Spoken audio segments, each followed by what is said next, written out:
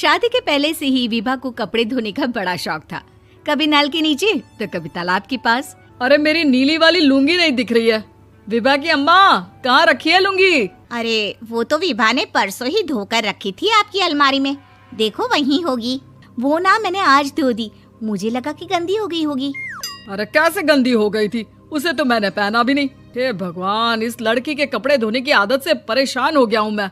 जितना तो घर में राशन नहीं आता, उससे कहीं ज्यादा डिटर्जेंट पाउडर का खर्चा है। इसकी शादी करवा दो, शादी। जाए अपने घर में ही करे काम, फिर चाहे घर के कपड़े धोने हो या पूरे गांव के। हाँ ठीक बोल रही हो, देखता हूँ मैं कोई लड़का। वो दिन भी आ जाता है जब विभा को देखने लड़के वाले आ जाते हैं। लड़की मुझे अच्छी लगी। होने वाली सास कहती है, बेटी अगर कुछ पूछना है तो पूछ लो। वैसे तो हमारी लड़की बहुत ही शर्मीली है, जो बोल दो वो मान लेती है, इसे क्या पूछना होगा। अरे कैसी बात कर रही हो माँ, मुझे इन लोगों के घर रहना है, सवाल तो कई है। हाँ हाँ बेटा, पूछ लो ना, क्या पूछना है। आप लोगों के घर कपड़े कौन धोता है? सास का मुंह बन जाता है। देखो, अगर तुम ये कहना चाहती हो कि तुम्हें कपड़े धोने नहीं आते तो सुन लो, कपड़े मैं ही धोती हूँ, लेकिन तुम्हारे आ जाने के बाद मैं रुमाल तक नहीं धोऊंगी। अरे चुप रहना भाग्यवान, बहू बेचारी घर आई नहीं, उसे डराना शुरू कर दिया। वो क्या है ना बिटिया, अभी तक तो ये कल्लू की माँ ही धोती थी, लेकिन अब तुम्हारे पापा तो दहेज में वॉशिंग मशीन देंगे ही। तभी विभा की माँ बोल पड़ती है, सवाल भी पूछा तो क्या। वैसे भाई साहब, मशीन की तो फिर भी कपड़े धोने की कैपेसिटी होती है। मतलब जो बिटिया दे रहे हैं ना विभा, इसे कपड़े धोने का बहुत शौक है। ये आप लोगों के क्या, आस पड़ोस गांव मोहल्ले सबके कपड़े धो दे और उफ तक ना करे। बाहर देखा नहीं आपने कितने कपड़े सूख रहे हैं?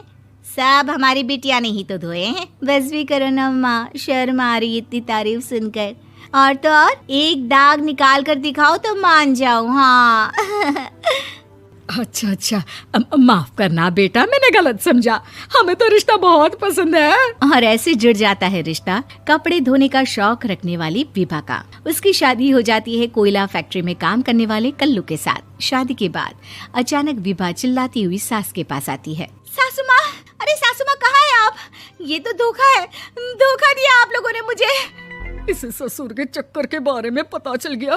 अरे तो उसमें तुझे क्यों धोखा मिला है? अरे नल में पानी नहीं आता, कपड़े कैसे कब धुलेंगे?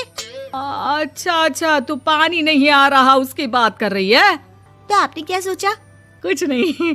अच्छा, तेरी माँ ने कहा था कि कपड़े धोने का शौक है तुझे, याद आया मुझे। शौक बोलकर कपड़े धोने वाले मेरे जुनून को कम ना आके सासू माँ, कपड़ा धोना मेरा गुरूर है।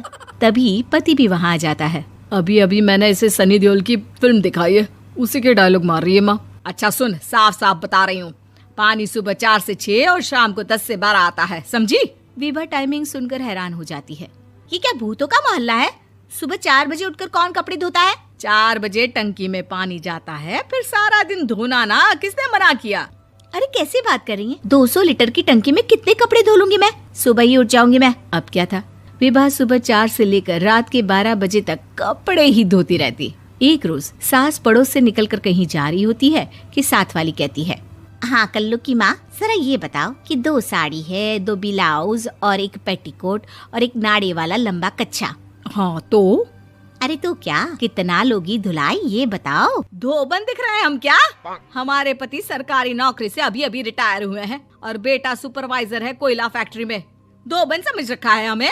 हाय रे कल्लू की अम्मा, माफ कर दो, वो तो मोहल्ले में यही सब बता रहे थे कि तुमने बहू को कपड़ा धुलवाने के काम में लगा दिया है। सास को पड़ोसन की बात सुनकर गुस्सा आ जाता है। वो घर पहुंचती है जहां घर के बाहर ही इतने सारे कपड़े सूख रहे होते हैं जितने कि किसी धोबन के घर पर। अरे ओ कल्लू की दुल्हन, बाहर निकल। माँ जी यहीं आ जाओ, बाथरूम में चादर धो रहे हैं हम। अरे अभी हम धोते हैं, तुमको बाहर निकलो। ये आस पड़ोस वाले बोल रहे हैं कि हम बहू से कपड़े धुलवा कर उसे कपड़ा धोने वाली बना दिए हैं। अरे छोड़ो ना माँ जी, किन लोगों की बातों में आती हो? आस पास के लोगों का तो काम ही होता है कि वो किसी तरह सास बहू को लड़ा दे। बहू सारे घर के कपड़े धोती है, ये क्या कम है? बोलिए। सास को भी लग जाता है कि वो बहू का ये सनकीपन नहीं छुड़वा सकती, इससे अच्छा है कि खुद ही चुप हो जाए।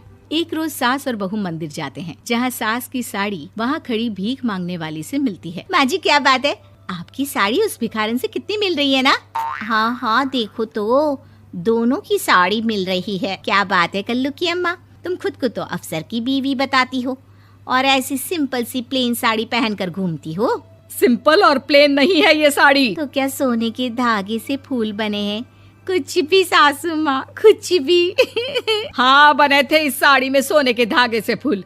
मेरे पति लेकर आए थे मद्रास से स्पेशली मेरे लिए 10,000 की।